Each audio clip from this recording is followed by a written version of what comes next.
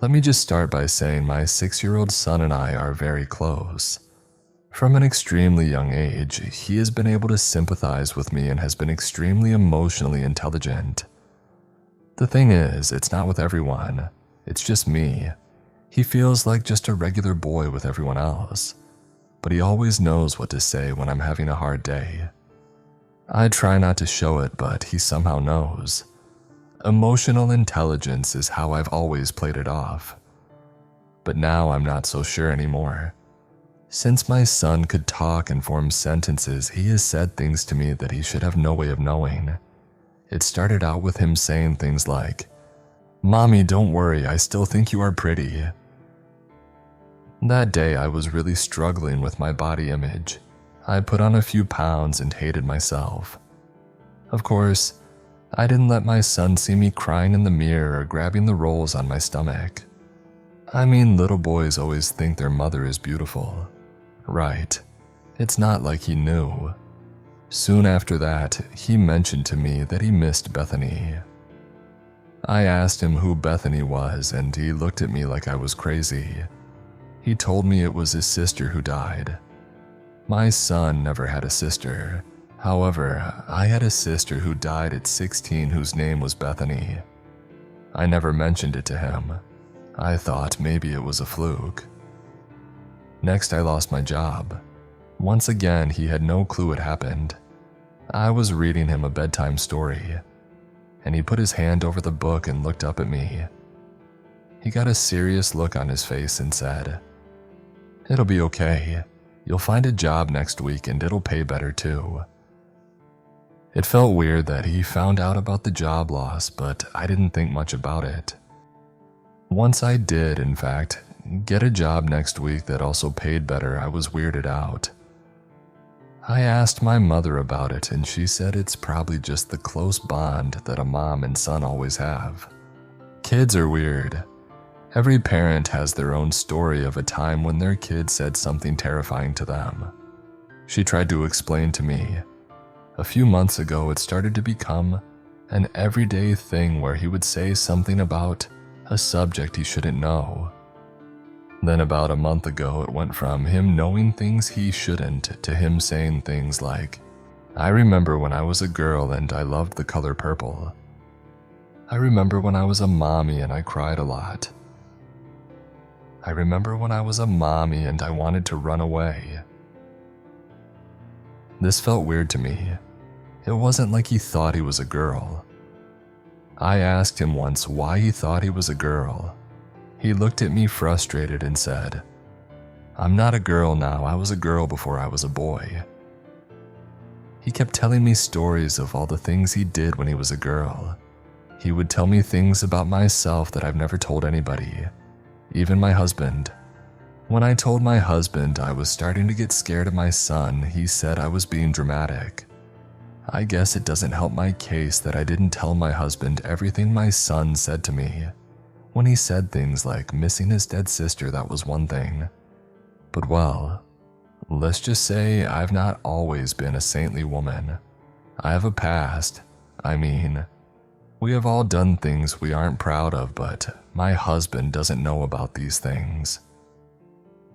First of all, I stole a lot as a teenager. Nothing too crazy. I think a lot of teenagers do that, honestly. The more serious things I kept from him are, I got a DUI in college. My ex has a restraining order over me. I was a stripper for several years, and worst of all, I cheated on my husband a few years ago. It was dumb, and I regret it, but I will never tell him.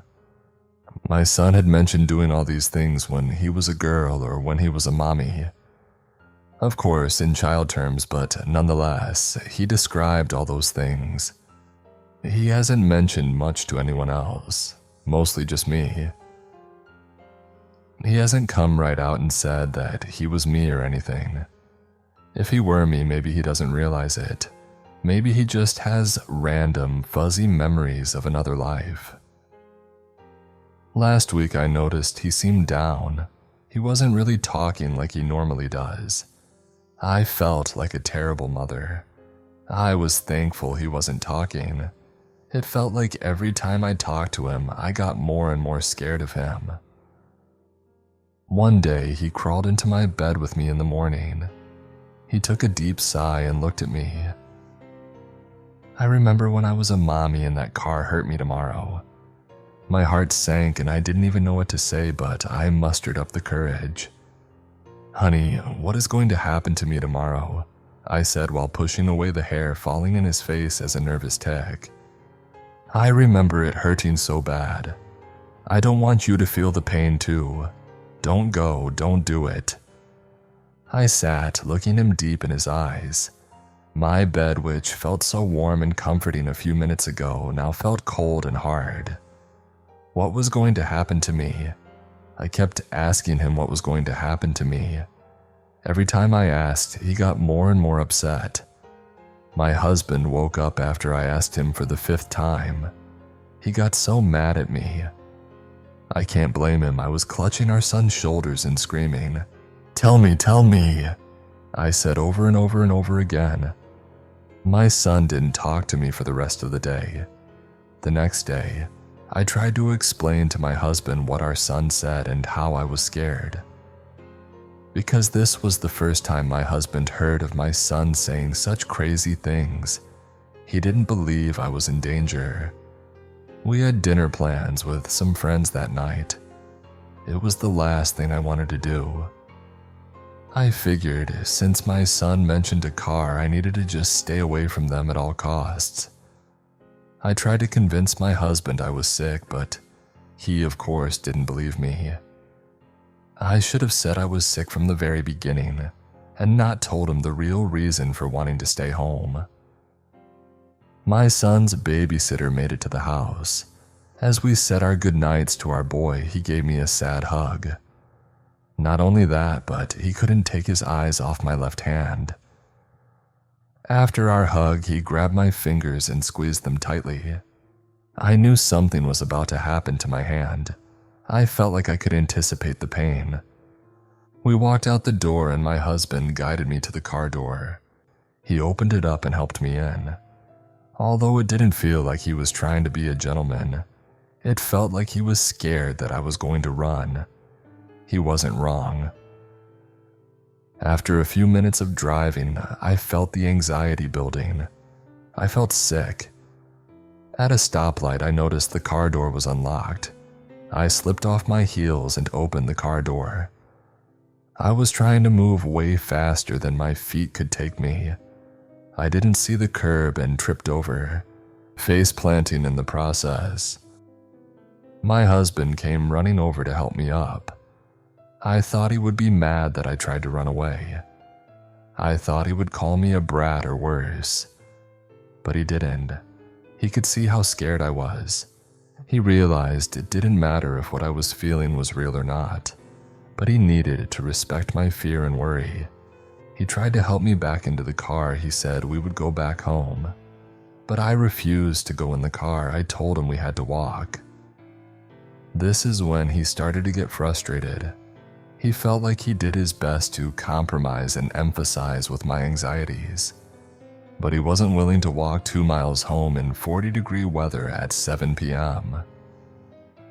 Looking back, I understand why he was so annoyed. He grabbed my shoulders and took a deep breath. He started nudging me back to the car. The nudging turned into pushing, and the pushing turned into forcing. I was pushing back and doing everything in my power to not go into the car. I was kicking and screaming. A few other cars pulled over to help. I'm sure they were thinking something much worse was actually happening. Before anyone could get to me, he got me into the car. As he was slamming the door, I reached out my hand to try and stop it. The next few minutes were so fuzzy. I could feel my hand pulsing. I could vaguely hear my husband screaming and apologizing profusely, followed by strangers separating us and trying to help. An ambulance showed up a few minutes later, and that's when I noticed my hand. My index, middle, and ring fingers had been smashed in the car door. Half of my middle finger was completely gone. We went to the ER and about 80% of my fingers were saved, luckily. If it wasn't obvious, my husband felt terrible, not only for what happened to my fingers, but for being so aggressive with me and not listening to me. I know I should have been more bothered, but I have other family members I'm more worried about. After that, I accepted that I needed to take what my son said about my future seriously. That week, he said more disturbing things. I remember when I was a mommy and I set the house on fire. I remember when I was a mommy and I stabbed my husband. I remember when I was a mommy and the scary man took me into the forest. I remember when I was a mommy and the monster from the closet hurt me. I was terrified of the things that would happen to me. I know children can't always describe or articulate words that well at a young age, but that didn't help me feel any better. I tried to ask him for details of what he meant, but once he said something, he usually didn't want to talk about it anymore, especially if it seemed to be traumatizing. It's like the memory would flash in his head, and it had to blurt it out. The reason I am writing all this out in the first place is because of what he told me today. The two of us were coloring at the kitchen table, and without even looking up at me, he said, "I remember when I was a mommy and my son killed me." I froze in fear. I couldn't believe the chill that ran down my spine, and the fact that he didn't seem fazed by it at all. He just kept coloring his pirate ship. I need help. What the heck am I supposed to do? I don't even know how to process any of this. I don't believe in reincarnation or anything like that. Even if I did, is that even how it works? There shouldn't be an overlap in lives like this, right? But how else is something like this explained? It's not like my kid can just see the past and future. He has seen my whole life before, and from his perspective. He doesn't find it strange that my life used to be his. He is also aware enough to recognize a memory like when I lost my job, and he comforted me knowing that I'll get a new job soon. This whole thing is hurting my brain. I love my son, but I'm so terrified and feel crazy. Someone, please help me, I don't know what to do.